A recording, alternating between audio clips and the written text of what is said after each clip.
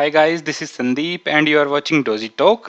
आज हम बात करने वाले हैं एक और नई सीरीज के बारे में, जो है वायदा से फ़ायदा, यानी कि स्टॉक के डेरिवेटिव्स के बारे में।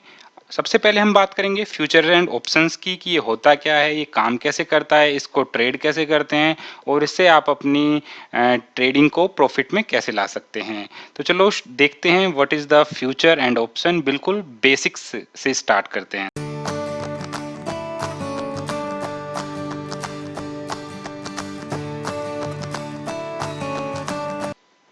फ्यूचर एंड ऑप्शंस को हम एक एग्जाम्पल के आधार पर समझते हैं। सपोज करो एक गेहूं का किसान है जो अपना गेहूं नवंबर 2016 में जब वो बुआई करता है, तो उस टाइम पे गेहूं का प्राइस होता है लगभग 30 रुपये पर केजी। ओके, वहीं जब वो उस फसल को काटता है नेक्स्ट लगभग 4 महीने के बाद मार्च 2017 में, तो उस टाइम पे उसको गेहूं का प्राइस जो मंडी से मिलता है वो मिलता है लगभग 25 रुपये पर केजी। तो किसान सोचता है कि जब उसने बुआई की थी उस टाइम पे तो भाव था गेहूं का 30 रुपये किलो, और 3 महीने बाद जब उसकी फसल तैयार हुई है तो उस टाइम पे प्राइस हो गया है लगभग 25 रुपये किलो। तो उसको लगता है कि उसको 5 रुपये का सीधा सीधा नुकसान हो रहा है बुआई के टाइम पे और फसल कटने के टाइम पे। ओके, वहीं दूसरी साइड नेक्स्ट ईयर क्या होता है, जो गेहूं खरीदने वाला है वो देखता है कि नवंबर 2017 में अगले साल गेहूं का प्राइस जब बुआई हो रही होती है उस टाइम पे तो होता है 25 रुपये किलो। वहीं जब फसल मार्केट में मंडी में आती है उसके पास, उस टाइम पे उसका प्राइस चल रहा होता है 30 रुपये किलो।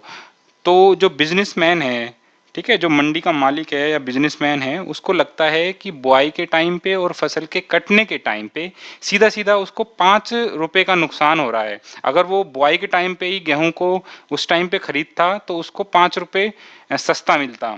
ठीक है, तो दोनों किसान भी, एक साल किसान परेशान रहता है, अगले साल जो मंडी मालिक या कोई बिजनेसमैन है वो परेशान होता है प्राइस के उतार और चढ़ाव को लेके। ठीक है, तो होता क्या है फिर, दोनों बड़े चिंता में हैं कि क्या किया जाए। फसल में गेहूं के प्राइस में तो बहुत ज़्यादा उतार चढ़ाव होता है। तो वो दोनों मिल के एक कॉन्ट्रैक्ट करते हैं आपस में। किसान और बिजनेसमैन मिलके एक कॉन्ट्रैक्ट करते हैं नवंबर 2018 में अगले साल, कि भाई जब अगले 3-4 महीने बाद जब फसल आएगी तो किसान कहता है मंडी मालिक को कि वो 28 रुपये किलो में उसको गेहूं सप्लाई करेगा। वहीं मंडी मालिक या बिजनेसमैन किसान को बोलता है कि वो मार्च 2018 में 19 में 28 रुपये के हिसाब से उसका गेहूं खरीदेगा, चाहे उस टाइम पे कुछ भी प्राइस चल रहा हो, चाहे 25 रुपये किलो उस टाइम पे मार्च 2019 में 25 रुपये किलो हो गेहूं का दाम, या 30 रुपये किलो हो, लेकिन दोनों आपस में केवल 28 रुपये पर केजी पे ट्रेड करेंगे। ये एक कॉन्ट्रैक्ट दोनों करते हैं, और इस कॉन्ट्रैक्ट किसकी निगरानी में होता है, एक एक्सचेंज की निगरानी में ये उनका पूरा कॉन्ट्रैक्ट होता है, ताकि उस टाइम पे अगर प्राइस कम हो जाए तो जो मंडी मालिक है वो लेने से मना ना कर दे, या प्राइस बढ़ जाए तो जो किसान है वो देने से मना ना कर दे। इसलिए एक एक्सचेंज उनकी देख रेख में ये पूरा कॉन्ट्रैक्ट होता है। इसी कॉन्ट्रैक्ट को हम बोलते हैं फ्यूचर कॉन्ट्रैक्ट। ओके, अब ये तो एग्जाम्पल हमने दिया गेहूं को लेके। उसी हिसाब से जो एक्सचेंज है हमारा स्टॉक एक्सचेंज की देखरेख में यही गेहूं की जगह पे हमारे निफ्टी, बैंक निफ्टी या स्टॉक्स आ जाते हैं, जो कि ट्रेड होते हैं स्टॉक एक्सचेंज में। तो ये कहलाता है फ्यूचर कॉन्ट्रैक्ट। सेम उसी तरह से जो हमारा ऑप्शन कॉन्ट्रैक्ट है, वो उसमें बस फ्यूचर कॉन्ट्रैक्ट से एक छोटी सी चीज अलग हो जाती है। इसमें क्या होता है कि भाई किसान जो है उसको लगता है कि मैंने तो 28 रुपये किलो में दे दिया, लेकिन उस टाइम पे जो प्राइस चल रहा था लगभग 40 रुपये किलो चल रहा था। तो किसान को लगता है कि तेरा तो सीधा सीधा नुकसान हो गया। या दूसरे तरफ जो मंडी मालिक है उसको लगता है कि उस टाइम पे 28 रुपये किलो अगर उसने लिया है और उस टाइम पे प्राइस हो गया 20 रुपये किलो, तो फिर उस टाइम पे मंडी मालिक को लगता है कि तूने तो महंगा खरीद लिया है। तो वो एक कॉन्ट्रैक्ट करते हैं इसके लिए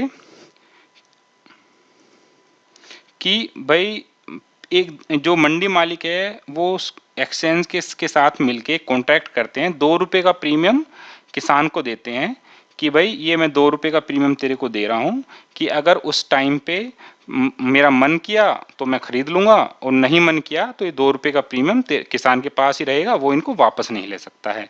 ठीक है, तो उसमें होता क्या है, किसान को क्या फायदा होता है कि उसको 2 रुपए मिल जाते हैं जो कि वो कभी वापस नहीं करेगा बिजनेसमैन को। ठीक है, तो ये होता है हमारा option.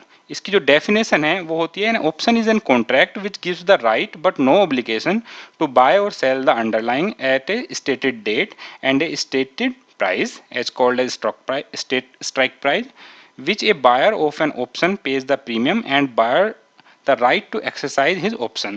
The writer of an option is the one who receive the option premium and therefore obliged to sell buy the asset if the buyer exercise it on him.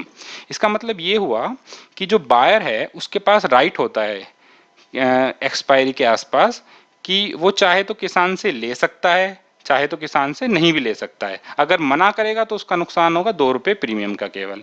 ठीक है, तो ये होता है ऑप्शन प्रीमियम। अगले tutorial में हम इसकी बिल्कुल बारीकियों को अगले ट्यूटोरियल में जानेंगे। तब तक बने रहिए इस चैनल के साथ, और आपको इस चैनल की अगली वीडियो टाइम से मिलती रहे उसके लिए चैनल को सब्सक्राइब करके बेल आइकन को जरूर प्रेस करें। Okay, thank you and happy trading.